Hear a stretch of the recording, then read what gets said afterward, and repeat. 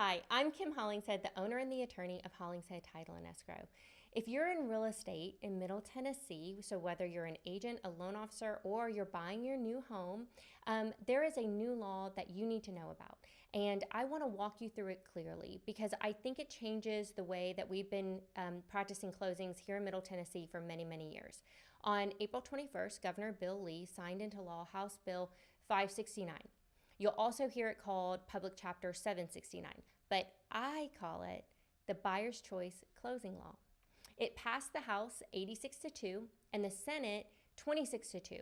Well, that kind of bipartisan support really shows you that this was widely supported. It's a very common sense, very positive reform for the industry. It takes into effect on July 1st, 2026.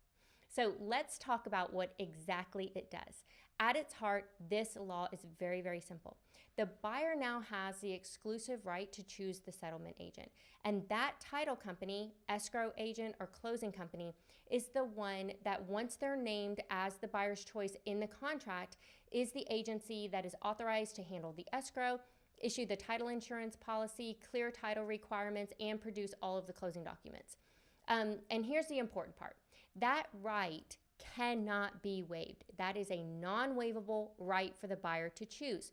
There is no contract clause, no agreement, no side agreement, or addendum that can override it. Now, of course, there are two exceptions that have always existed. First is lender approval. So if a mortgage lender or a servicer has always held the right for approval over a settlement agent, then that right is preserved. But the selection still always begins with the buyer. And then second is new construction. The first time sale of new construction is exempt. So a builder selling a brand new home can still direct that closing to their preferred title company.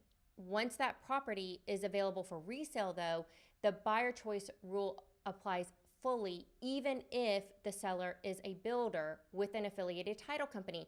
Here's what this means, like if you're a listing agent, because I think this is the biggest shift in the industry. The seller is not allowed to steer the buyer towards a preferred title company.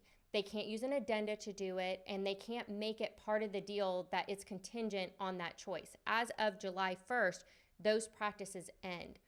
But I want to be clear here. This law did not leave sellers without protection. A seller can still retain their own title attorney for a limited representation at closing for a deed preparation, a fee negotiation, reviewing documents, and delivering clear insurable title to the buyer's title company. And the buyer's chosen title company cannot collect fees from the seller when that seller is represented. They must have the seller's title company's written consent every time they try to charge a fee. This law was definitely written with what I think is real balance in mind. A couple of quick notes on scope. So this buyer choice rule, it applies in Tennessee to residential property with 1 to 4 dwelling units. It does not apply to the first time sale of new construction, to auction sales, or to commercial or larger multifamily properties. When two title agents share fees on the same deal, there are now transparency rules. So both parties have to be notified in writing, and they have to sign to acknowledge that fee split. Now, I want to share where we stand because I think it really matters here. Number one, we believe in freedom.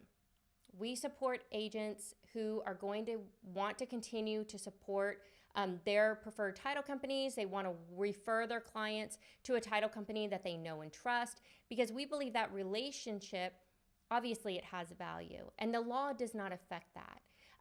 And we also believe in fairness. So we believe that everybody should be paid for the work that they do.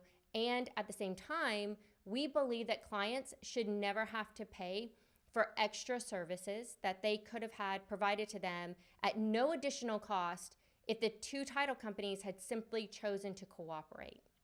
So that's exactly why we've made a decision. We will continue to split the premium for both title companies.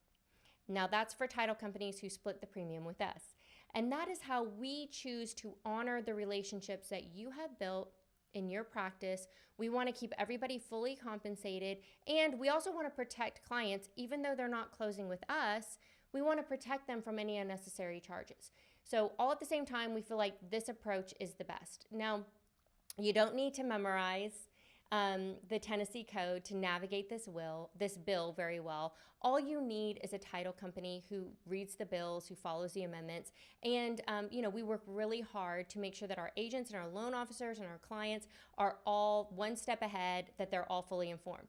So if you'd like the full breakdown, the exceptions, the transparency rules, and exactly how to prepare your practice for this new rule, then click on the link to download our complete guide. And if you have a question about a transaction that you're working on right now, then give us a call, because helping you serve your clients with confidence, that's what we're all about. I'm Kim Hollingshead, the owner of Hollingshead Title and Escrow. Thank you so much for listening to this, and we hope to see you at the closing table soon. Have a good day.